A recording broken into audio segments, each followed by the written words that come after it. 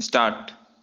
श्रीमती नंदिनी सतपर्थी बनाम पीएल दानी और एक अन्य व आईआर 1978 एससी 1025 के मामले में यह मत अभिव्यक्त किया गया है कि वर्तमान पुलिस पद्धति की बाबत सूचना का मूल्यवान स्रोत विभिन्न पुलिस निर्देशिकाओं और पुस्तकों में पाया जा सकेगा, जो भूतकाल में दस्तावेजी प्रक्रियाओं में सफलतापूर्वक लागू किया गया है और जिससे विभिन्न अन्य प्रभावी चालों का पता लगता है।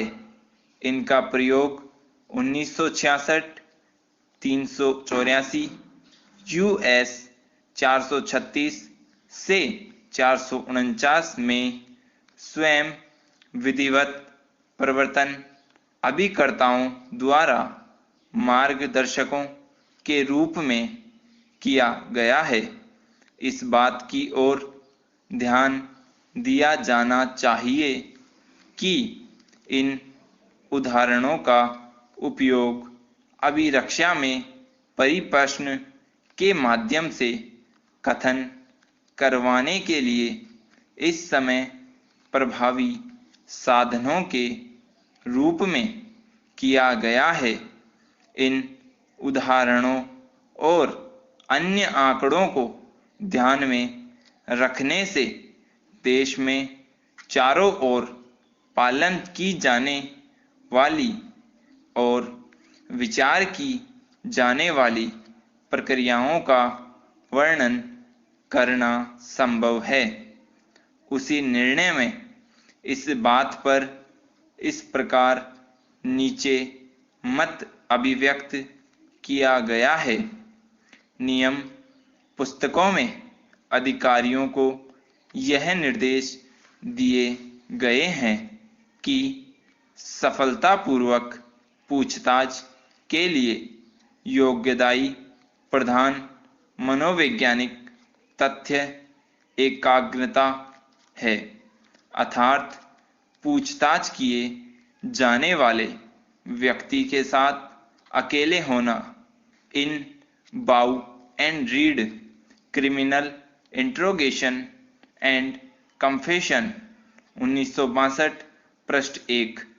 इस नीति की प्रभाविकता को इस प्रकार स्पष्ट किया गया है। Paragraph change.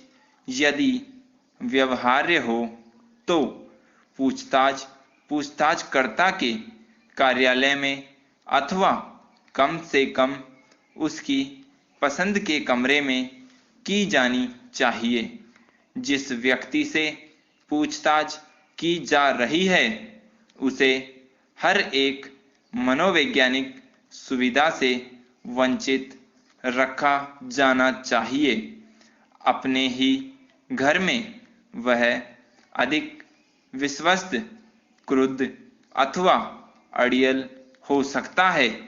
अपने अधिकारों के बारे में यह पूर्णतया जागरूक होता है और 384 यूएस 850 अपने घर की चार दीवारी के भीतर अपने अविवेकपूर्ण कार्यों अथवा आपराधिक आचरण के बारे में बताने से के लिए अनिच्छुक होगा। इसके अतिरिक्त उसका कुटुंब और उसके मित्र उसके आसपास होते हैं। उनकी उपस्थिति में उसे अनैतिक कार्य करने का समर्थन मिलता है। स्वयं उसके कार्यालय में पूछताछकर्ता को सभी सुविधाएं प्राप्त होती है। वातावरण विधिक ताकतों की अपराजयता से युक्त होता है। ओहारा फंडामेंटल ऑफ क्रिमिनल इन्वेस्टिगेशन 1956 की अपराजिकता से युक्त है।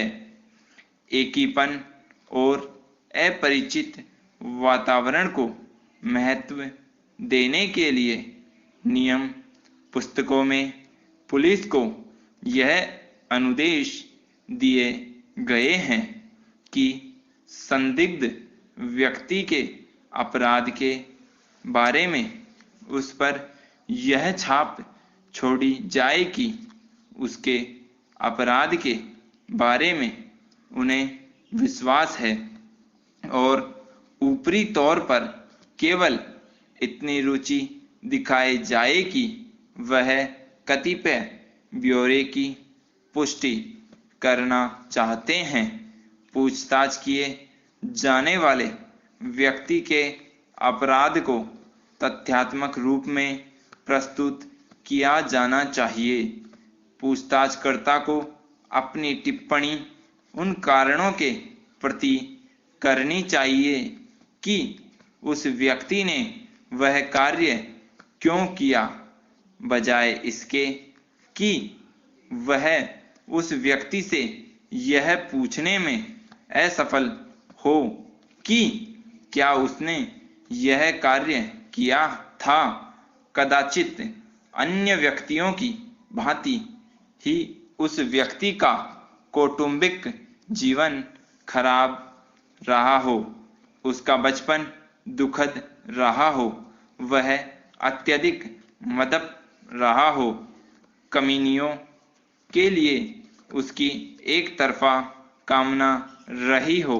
अधिकारियों को यह अनुदेश दिया गया है कि वे अपराध की नैतिक गंभीरता को कम करें, उसका दोष उस व्यक्ति अथवा समाज पर डाले।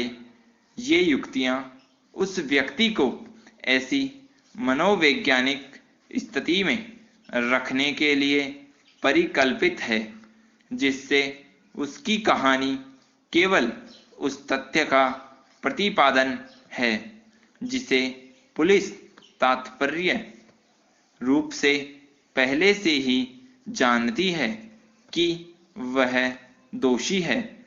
इसके प्रतिकूल स्पष्टीकरणों को अस्वीकार्य निरुत्साहित कर देना चाहिए।